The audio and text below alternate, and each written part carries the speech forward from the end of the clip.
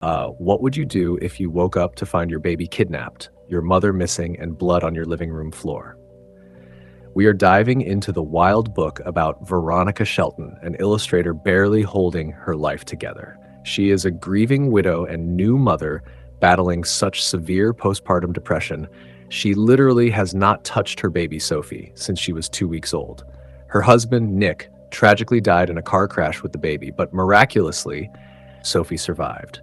Now, Veronica relies on her mother, Barb, to take care of the infant. Veronica just watches her daughter through a baby monitor, paralyzed by anxiety.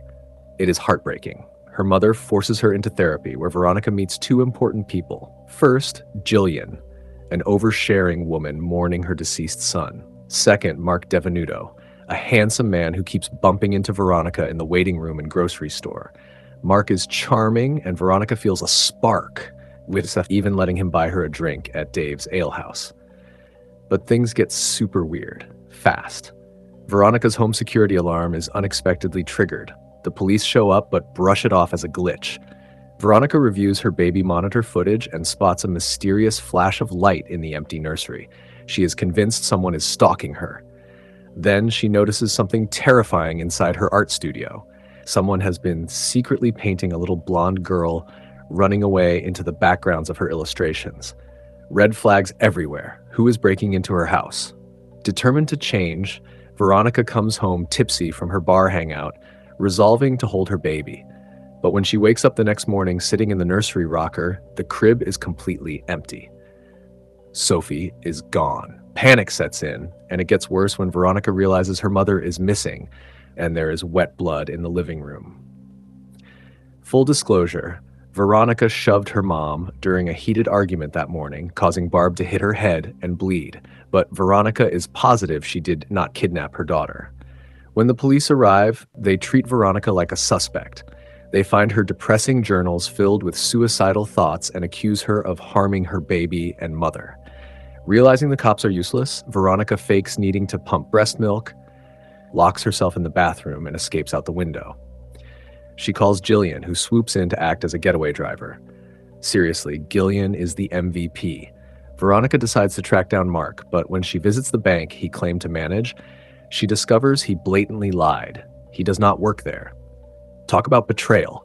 She calls Mark out, forces a meeting at a cemetery, and he drops a massive bombshell. Mark is not a banker. He is a private investigator hired to spy on her. While Mark refuses to say who hired him, Veronica snatches his phone long enough to text herself a mysterious address in Durham. Armed with a handgun that Jillian literally pulled out of her purse, yes, mild-mannered Jillian brought a loaded weapon, Veronica kicks down the door of the Durham house. Inside, she finds a petite woman named Daisy and hears a baby crying. Veronica storms the kitchen, grabs the blonde infant from a swing, and flees, fighting off Daisy to make a daring escape in Jillian's waiting car. She finally has her baby back. She feels totally triumphant and powerful, stepping into her role as a protective mother. But the upcoming twist will completely shatter your mind. Veronica returns home to confront the police, bringing Mark along. The house is dark and empty. Upstairs in the nursery, she finds Mark, her bleeding mother Barb, and Nick. Yes, Nick, her dead husband. He stands there, wearing a different wedding ring. Utterly confused, Veronica runs to hug him, but Nick recoils. He then drops a truly devastating truth bomb. Sophie did not die in a car crash as an infant. Sophie died 2 years ago at 6 years old in a horrific bus crash. Those sparkly pink boots were what Sophie wore on the morgue table. Veronica's mind fractured under immense grief.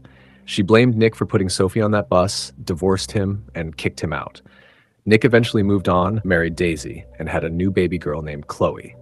Desperate to escape reality, Veronica's brain completely rewrote history. She created a delusion where Nick died and she had a colicky newborn. She stole pictures of Nick's baby Chloe online and painted her into her artwork. Barb enabled the entire delusion out of guilt and fear. Nick hired Mark's PI agency to gather evidence to involuntarily commit Veronica because her stalking escalated. The baby Veronica rescued at gunpoint was actually Chloe, Nick, and Daisy's child. Oh my God, right? It is completely devastating to watch Veronica's fake world crumble as Nick forcefully takes his daughter back. Veronica finally surrenders to the painful truth and willingly goes to Green Oaks Mental Hospital for 4 months of residential treatment. She does the hard work unpacking severe trauma with her therapist, Lisa. When released, she happily reconnects with Mark, who stuck by her through the ordeal and is now romantically pursuing her. But there is one final gut-wrenching twist. She meets up with her loyal getaway driver, Jillian, to apologize. During their emotional reunion, Jillian confesses the truth about her dead son, Christopher. He did not die of cancer. He was a drug addict. Christopher was the severely intoxicated driver who violently crashed into the school bus. Gillian is actually the mother of the boy who killed Sophie. Despite the overwhelming shock, Veronica looks at the woman who stood firmly by her during her darkest moments and actively chooses grace.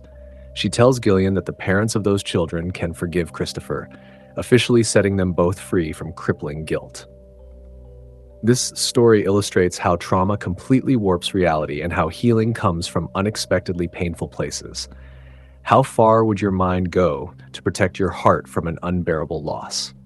Let me know your thoughts in the comments. Please don't forget to like, comment, and subscribe for more dramatic story breakdowns.